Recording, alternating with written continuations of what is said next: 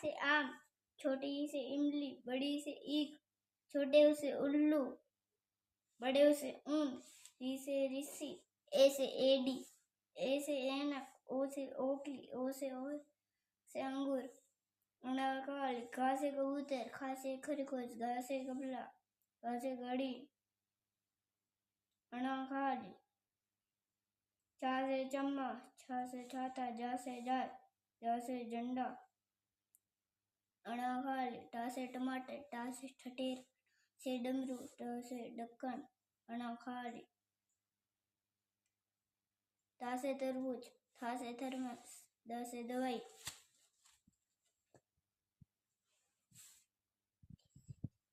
ती से तीर, ध से धनुष, ना से नट, पा से पतंग, फा से फल, बा से बकरी, से भालू, नौ से मछली, या से यज्ञ।